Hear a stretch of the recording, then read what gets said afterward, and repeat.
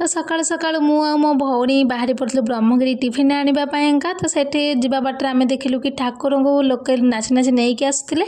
ତ ସେଇ ଭିତରେ ଆମେ ଯାଇ ପହଞ୍ଚି ଯାଇଥିଲୁ ବ୍ରହ୍ମଗିରି ଟିଫିନ୍ ସେଣ୍ଟରରେ। ସେଠୁ ଆମେ ପାର୍ସଲ ପାଇଁକା ଅର୍ଡ଼ର ଦେଇଥିଲୁ ଯେହେତୁ ନେବାର ଥିଲା ଘରକୁ।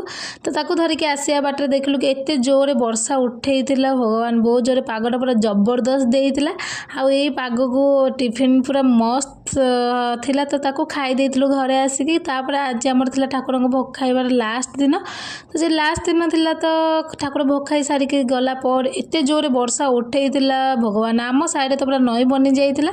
ତ ବାସ୍ ଡଙ୍ଗା ଭସେଇବା ହିଁ ବାକି ରହିଯାଇଥିଲା। ତ ବର୍ଷା ଛାଡ଼ୁ ଛାଡ଼ୁ ମୁଁ ବାହାରି ପଡ଼ିଥିଲି ଚୋରେଇବା କାମରେ ଭୃସଙ୍ଗ ପତ୍ର, କାହିଁକିନା ଚୋର ତ ଏକ ନମ୍ବର ହେଉଛି ମୁଁ ନା। ତ ତାକୁ ଧରିକି ଆସିକି ଘରେ ଦେଖ ତ ବାବା କେମିତି ହେଉଛନ୍ତି, ଆପଣମାନେ ଦେଖନ୍ତୁ ପୁରା ଛୋଟ ପିଲା ପରିକା ଏଇଠି ହେଉଥିଲେ।